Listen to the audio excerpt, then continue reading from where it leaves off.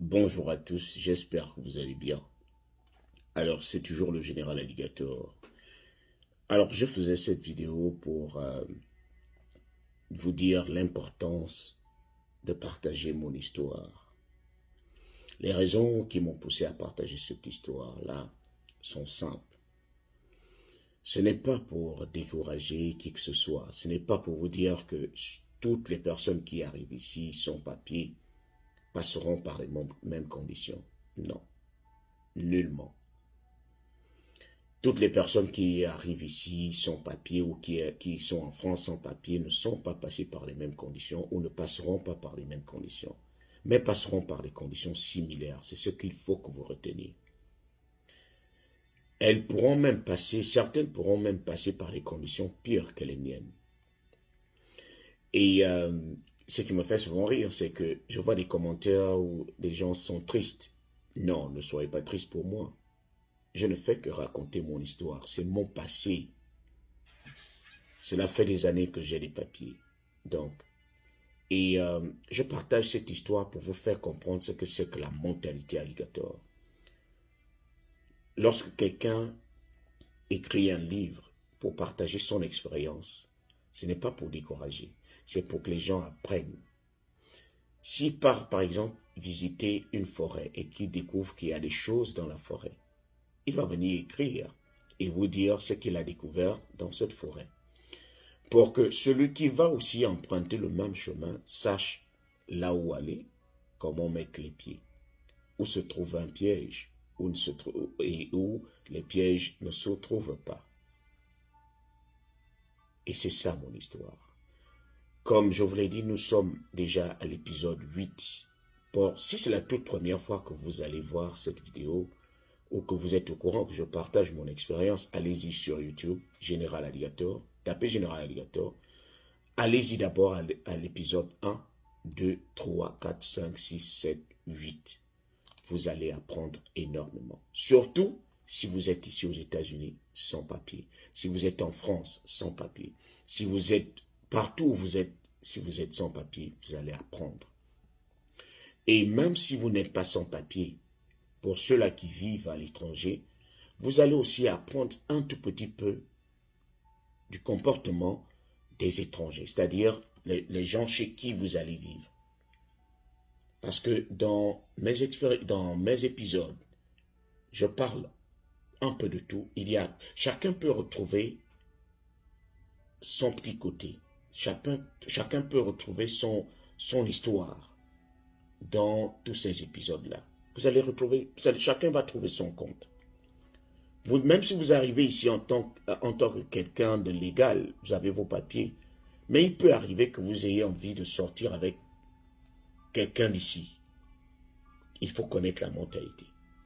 Vous êtes arrivé en tant qu'étudiant, vous sortez avec des Américaines, il faut aussi vous attendre aux différents problèmes qui peuvent surgir lorsque vous sortez avec quelqu'un d'ici, aux différents avantages qui peuvent surgir lorsque vous sortez avec quelqu'un d'ici.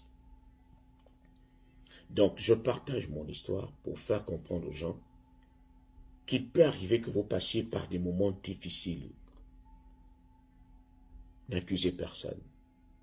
Surtout si vous arrivez à ce niveau-là.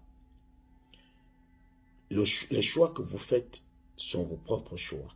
Personne ne vous a forcé. Alors, il faut en assumer les conséquences. Celui qui assume toujours ses conséquences arrive à progresser. Celui qui ne passe pas son temps à se lamenter, à pleurer, à chercher sur qui jeter le tort, celui-là arrive à progresser. Et c'est ça la mentalité alligator. On parle de mentalité alligator tous les jours et je suis en train de vous montrer étape par étape, épisode après épisode, ce par quoi un alligator peut passer et rester toujours vainqueur. Beaucoup se sont même demandé, mais est-ce qu'il a les papiers? J'ai les papiers, cela fait des années. Mais je suis en train de vous raconter ce par quoi j'étais passé et comment j'ai fait pour arriver à avoir les papiers. Il faut une certaine discipline. Il faut une certaine confiance en soi. Dieu a joué énormément. Je suis sûr que beaucoup sont étonnés de savoir, mais comment se fait-il qu'il ait des papiers alors que son mariage n'a duré qu'un seul mois? Alors que je n'avais même pas encore lancé le processus des papiers avec mon ex-épouse. On n'avait même pas encore rempli les papiers. Donc, restez connectés. Regardez tous les épisodes, vous allez apprendre énormément. Surtout pour ceux-là qui sont déjà ici sans papier. C'est même étonnant que lorsque je poste une vidéo par rapport au fait que quelqu'un vit aux États-Unis sans papier, qu'il y ait peut-être 19 vues, 20 vues, 19 likes. Je sais qu'il y a énormément de personnes ici sans papier qui peuvent apprendre énormément de ces épisodes-là. Ce n'est pas de la perfection. Ce n'est pas pour vous dire que vous allez passer par les mêmes situations. Non. Il peut même arriver que la personne sur laquelle vous êtes tombé soit une très très belle personne et vous allez jusqu'à avoir vos papiers tranquillement. Vous êtes marié, vous l'aimez, elle vous aime. Il peut aussi arriver que vous arriviez à aimer quelqu'un, la personne vous aime et ça tourne mal après. Mais n'accusez personne, adaptez-vous. C'est ça le principe de la mentalité alligator. S'adapter à toutes les conditions. Et je voulais par la même occasion dire,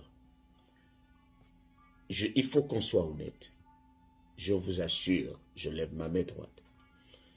Vous ne pouvez pas vivre à l'étranger sans papier et faire tous les choix consciencieusement.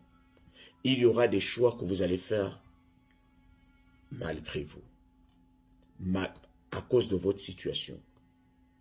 Je vous assure, si vous choisissez un partenaire, ou vous décidez de vous allier, de vous mettre avec une femme, vous n'allez pas forcément la choisir de tout cœur, sans qu'il n'y ait un pincement au cœur, c'est-à-dire sans que vous ne vous disiez, si j'étais dans mon pays, je n'aurais pas fait ce choix-là.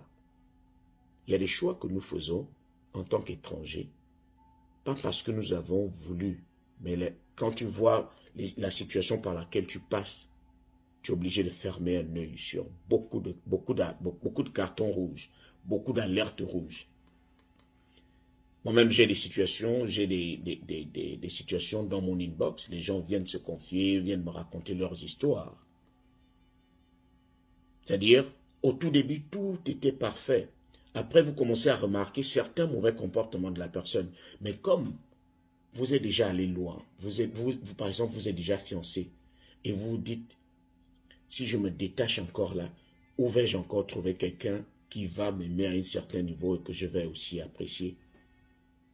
Parfois, vous êtes obligé de fermer un œil sur un carton rouge qui va vous coûter cher plus tard. Vivre à l'étranger sans papier, ce n'est nullement facile. Mais ce n'est pas impossible.